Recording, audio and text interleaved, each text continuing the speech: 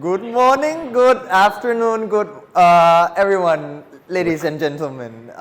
Today we are going to present our project, TalkTech video uploading platform. Yeah, hooray! It's done by Tanawin and Nawat. Nawat. And then we gave birth to Tanawat. Yes, yes, a very beautiful slide. Next one, please.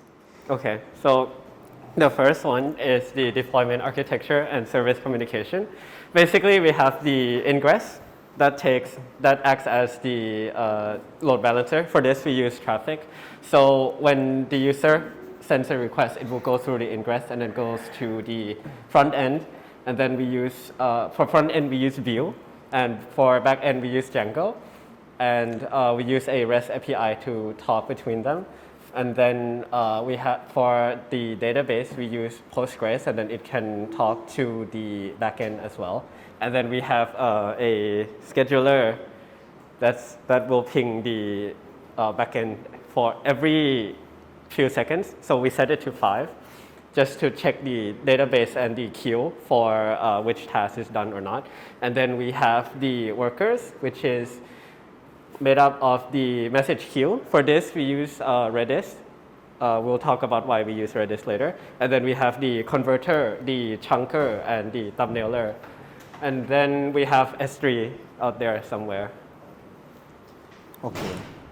Oops, sorry about that. And this is, the tech Yeah, stack. so as Nawat already explained, we used Django for a backend, and along with Django, we use Django REST framework just to make API. Also, we used Vue, but not Vue free. We used Vue 2, as well as Bootstrap 5 for front end, and for message queue, we used Redis. And then for workers, we also used Python along with Celery. Celery, yes.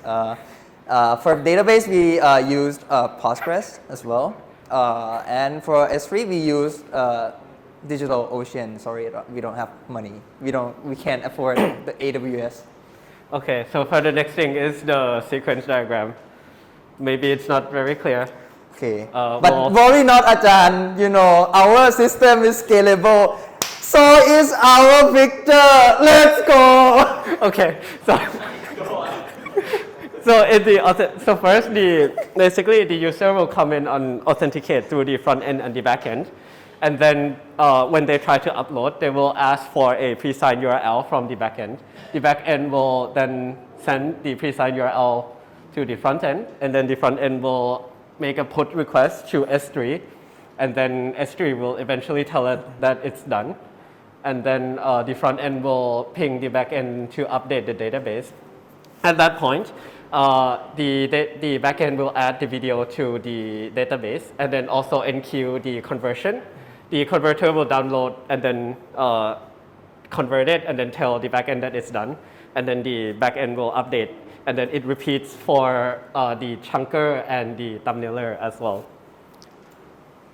And then this one is a bit easier to see. So for watching, we have the front end tells the back end that it wants to watch a video.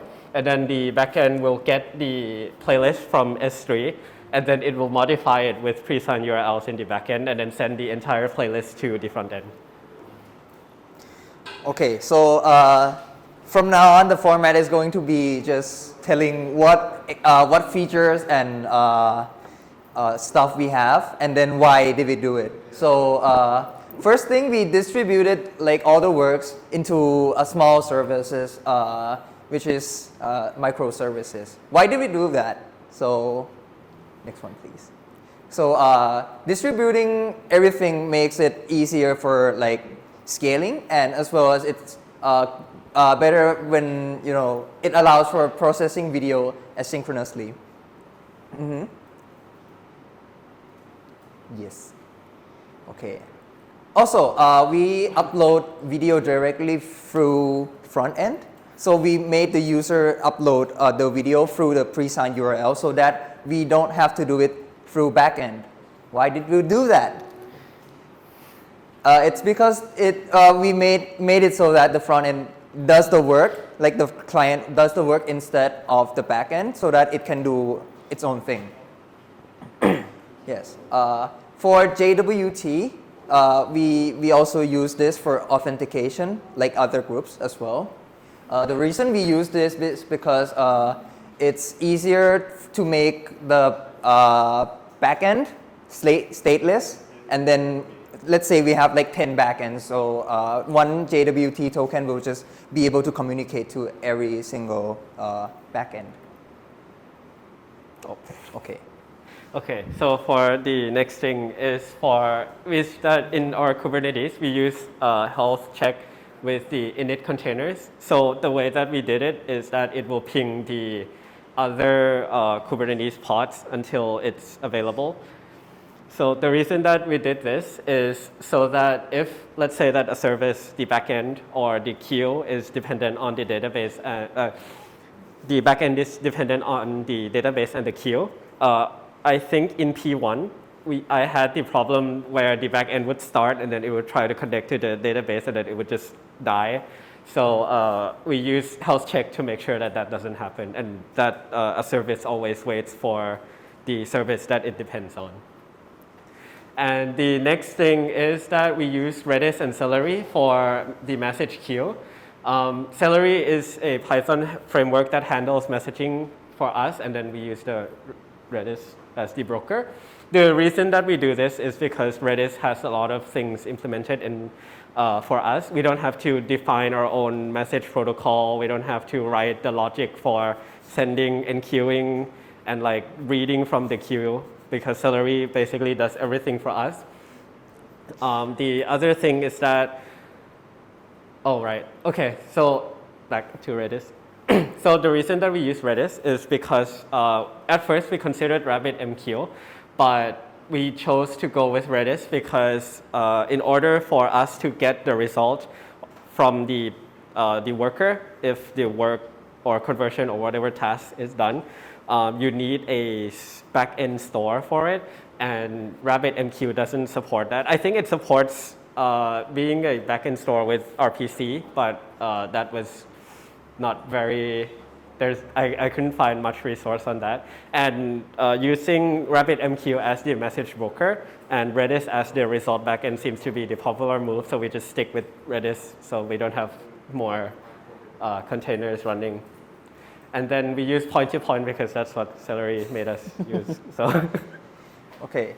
Another thing that we accidentally found out during last week, so on somebody else's demoing.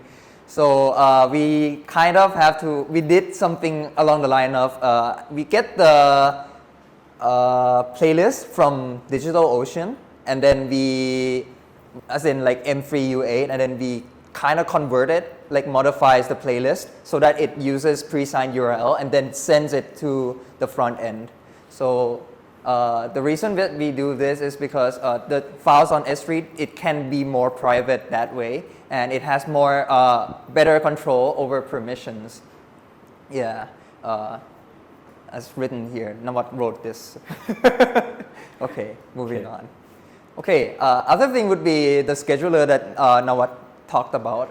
Usually before this, it was supposed to be like 30 seconds, but it was a bit too long for us to wait when we tested everything, so we made it 5 seconds instead. So basically we try to, basically Celery doesn't really, supports all that much waiting for these queue like efficiently, so we made it so that there's a scheduler that reminds the backend to go check the result from the message queue. The reason that we do this is because we reduce resources when we wait for the results, and Ajahn Kanat mentioned we just don't use async Django, and you also said that we are using Celery, so that's okay, that's all right. Okay. Okay, we also used K8s, Kubernetes Secret, which is because it allows for us to store more in vvar very securely. Yes. Okay, so a bit of like a preview for the features that we have. So we have next and previous video button. It auto plays the next video in the feed. The feed is also sorted by views. The My Video page is sorted by date published. It also displays upload progress when it uploads the video and also the current processing step in my page. It also updates view whenever the video ends. So let's get on to the demo. So next is the demo. Whoops. Whoops, big screen.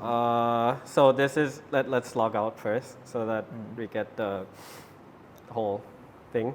We already have an account, and because, don't ask why it's called that.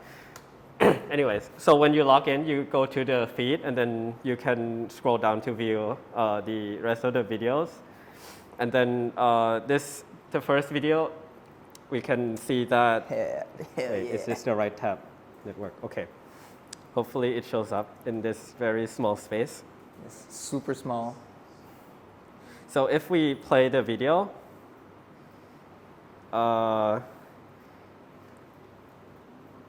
you can see that there is the chunk, but I guess it doesn't really show up on screen because it's very small. But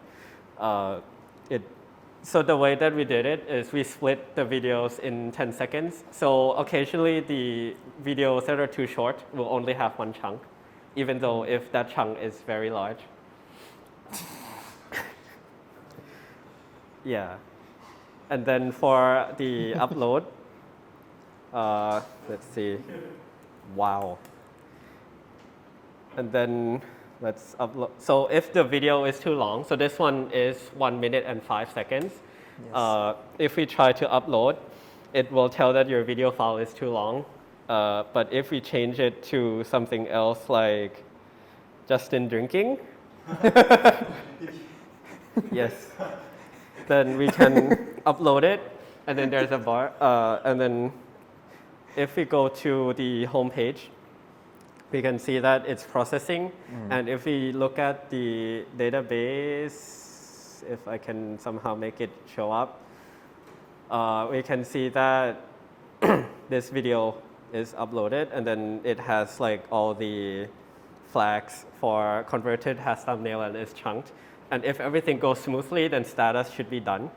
And then if we go back to the feed, then Justin's video should be at the end. Yes.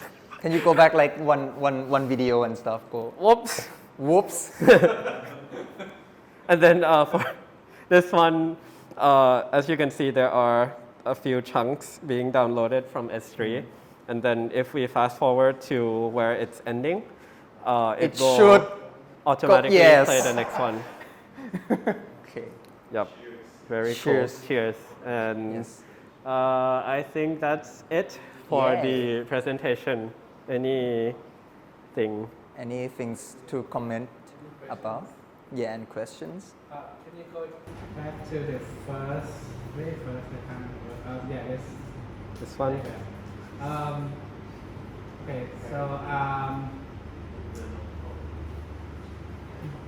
when you have that front end box, right, it's actually a front end code part.